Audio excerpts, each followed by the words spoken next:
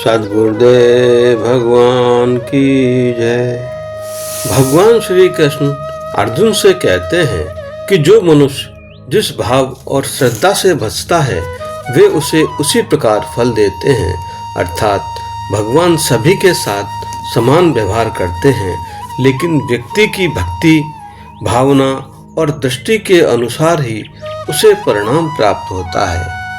ये यथा माम प्रपद्यन्ते तानस्तथैव भजाम्यहम् मम वर्तमान वर्तन्ते मनुष्याः पार्थ सर्वस्य। ईश्वर निष्पक्ष, सर्वव्यापी और सर्वसमावेशी है, परंतु प्रत्येक व्यक्ति के साथ उसकी आंतरिक भावना, श्रद्धा और दृष्टिकोण के अनुसार ही व्यवहार करते हैं।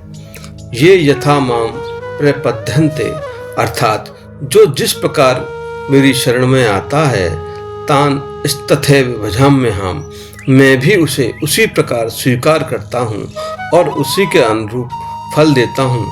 यदि कोई व्यक्ति ईश्वर को केवल भौतिक लाभ पाने का साधन मानकर पूजा करता है तो उसे सीमित और क्षणिक फल मिलते हैं, परंतु ये फल स्थायी नहीं होते, क्योंकि उनका आधार सांसारिक इच्छाएं हैं। इसके विपरीत जो व्यक्ति निस्वार्थ भाव से प्रेम और समर्पण के साथ ईश्वर की शरण में आता है, उसे आत्मिक शांति, ज्ञान और अंततः मोक्ष की प्राप्ति होती है। मम वर्तमान वर्तन्ते मनुष्या अर्थात सभी मनुष्य चाहे वे किसी भी मार्ग को अपनाएं, कर्मयोग, ज्ञान योग या भक्ति योग या अन्य किसी साधना का पथ, अंततः उसी परम सत्य की ओर अग्रसर होते हैं। भले ही मार्ग अलग दिखाई दे, परंतु लक्ष्य एक ही है। कांक्षन्ते कर्मणाम सिद्धिम यजन्ते इह देवताः क्षिप्रम ही मानुषे लोके सिद्धिर्भवति कर्मजा। भगवान कहते हैं, जो मनुष्य अपने कर्मों के त्वरित और प्रत्यक्ष फल की इच्छा रखते हैं वे विभिन्न देवताओं की पूजा करते हैं। यजन्ते इह देवता अर्थात वे इस संसार में अलग अलग देवताओं की आराधना करते हैं। देवता सिर्फ पारंपरिक देवता ही नहीं, उन सभी शक्तियों, साधनों और माध्यमों का प्रतीक है जिससे मनुष्य अपनी इच्छाओं की पूर्ति करना चाहता है।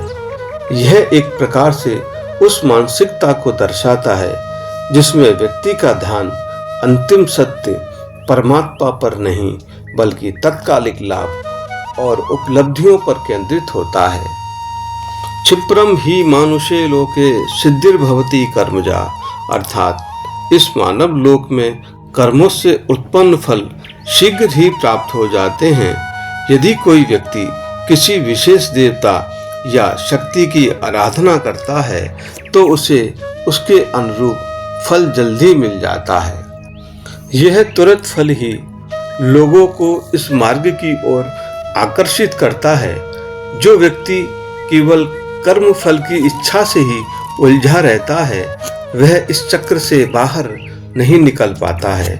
उसकी पूजा एक प्रकार का साधन बन जाती है, एक लेन देन का व्यवहार। वह कुछ देता है जैसे पूजा और यज्ञ, बदले में पाता है मनवांछित फल।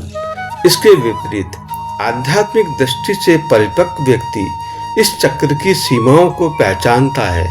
वह समझता है त्वरित सफलता अंततः अधूरी है, क्योंकि वह स्थायी संतोष नहीं देती है।